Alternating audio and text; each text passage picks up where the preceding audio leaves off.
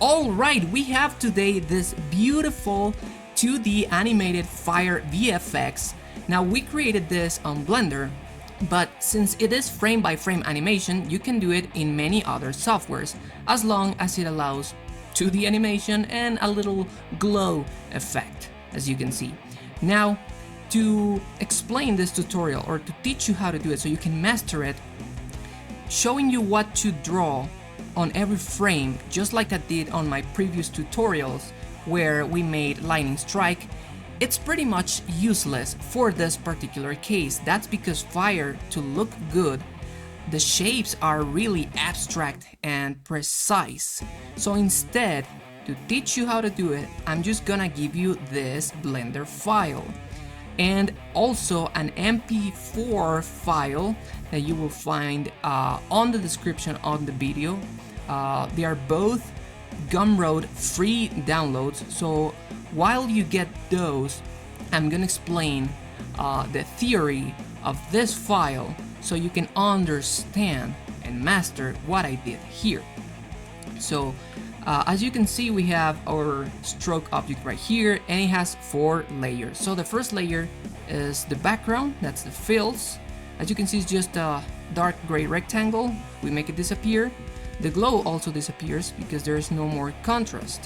So that's why we need it. Alright? And then on the second layer, as you can see, we make it disappear. That's the orange shape, the main shape on the background. So we bring it back up, we disappear everything else, and that's what we have. So how did I do this? So on any other software, you have to draw the stroke, right? And then you use the fill tool or bucket, paint bucket, and just fill it up with the same color. On Blender, you don't have to do that anymore. You can actually just draw the stroke here, and it will just create the fills inside. So how do you do that? That's pretty simple. So go to the draw mode, and then select the brush, select the material, which is the orange that we have right here. And now the stroke, it doesn't matter, it can be any color, and it doesn't change. So the color that is being taken into consideration is the fill color right here.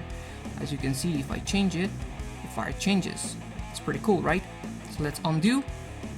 And how does this work? With the brush tool and the right material, instead of going to stroke here, you go to fill. And now you only have to draw. Let me unlock that layer, sorry for that. Now you just have to draw the outline, and it will create the inside automatically. That's pretty cool. Let's undo. Now let's observe the next layer. Let's bring it up. There it is. As you can see, it's just a copy, narrower, of the main orange shape, and it does have a different color.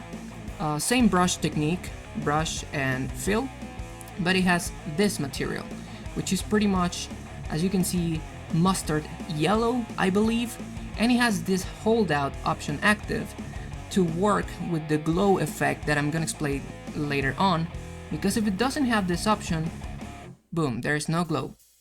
Alright, now the next thing is the third layer.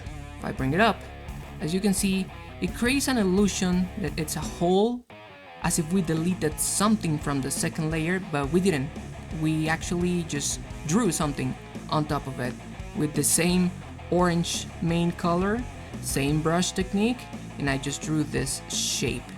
So as you progress frame by frame, you will notice that the shape goes up, becomes bigger, goes up, and it kind of squeezes here in the middle, because in the next frame it's going to divide, creating 2 shapes, keeps moving up, but now becomes smaller, up and smaller, etc, etc, until it disappears on frame 8 finally. Alright, and the tricky part here is frame 6. As you can see, something new comes up, and it's this missing part right here. This is not an orange shape. If we remove layer 3, nothing happens here, alright? Because this is made as a missing part actually on layer 2, as you can see. There we go. So how did we create that? That's pretty simple. Let's just select the layer, unlock it, again, brush, with the correct material and the fill tool. So you just draw the outline and then you purposely draw on the missing part, the outline of the missing part, and that's it. That's how it's done. Now, what's the use of this? It appears on frame 6 and then on frame 7 becomes bigger and moves up. Frame 8 bigger and moves up. 9 bigger and moves up, and as you can see, it's beginning to invade this central oval shape right here. So as it invades the shape, it gets ready to go back to frame 1, where it becomes this hole, so to speak, which is no longer a missing part in layer 2, but now it's actually a hole or a shape on layer 3. So you play the entire thing, it looks like this. That's pretty cool. And finally, I'm gonna show you the glow effect. I've done that many times on previous tutorials. We use glow a lot, but this is a little bit different. So I'm gonna show you. If this was a fresh new project, you will not have this. This is a compositor window. So you will see something like this. This will be deleted, and then this one we click X to remove it. This is what you will see, and actually you will see something like this, really. Alright, so to make the glow appear, you need to move your cursor right here until it becomes this kind of plus icon. Then you hold your left click and drag to the left. That's gonna create a new window. You change that window here to compositor. You hit new right here, alright? And then you can shift A, search. You can type in glare and select this option right here, and then just move it here in the middle so it attaches to everything else. You might not see the first time on a fresh new file the glow yet, and that's because sometimes the default settings right here is compositor disabled. Okay, that changes everything, and you might be here in another mode. So you have to be on render view right here, and your compositor, instead of disable, it has to be on always.